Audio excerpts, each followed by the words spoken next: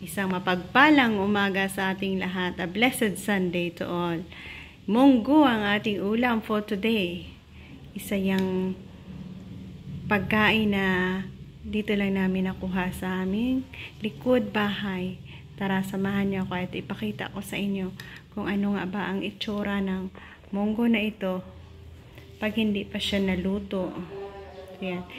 Isa yan sa mga inuulam namin dito sa probinsya, ang munggo. Sarap ng ulam. Yan guys, dito sa likod ng bahay namin, may kudal, may mungguhan. Pakita ko sa inyo kung ano nga ba ongoing kasi dito ang aming pabakod.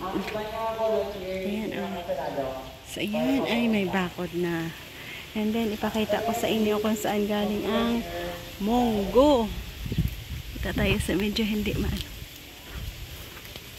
Ayan, ayan ang munggo. Ang lawak ng mungguhan dito. Ganyan kalawak. And then, ganyan. So, ang itsura ng munggo, ganyan. Pag green na, yan na yung minamarket namin. Ang munggo na yan. Pero pag red pala, pag green pa lang, ayan naman ang ginugulay. So, ito yung halimbawa ng ating munggo na yan, green. Kita niya may green. Ganyan.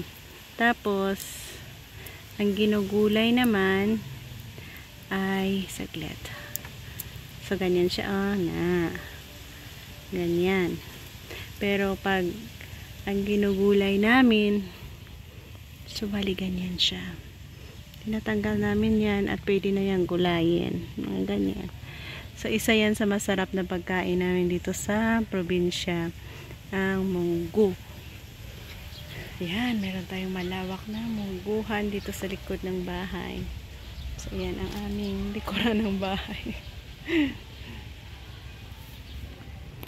So, ayan guys. And ongoing din ang ating paglagay ng tubig.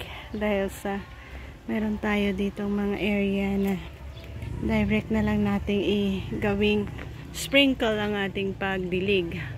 So, dito na muna tayo mag-end at salamat sa mga hindi nakakaalam kung saan galing ang munggo. Yan, nandito yan sa probinsya. Lawak ng mungguhan dito. Bye-bye and bless us all. Thank you again.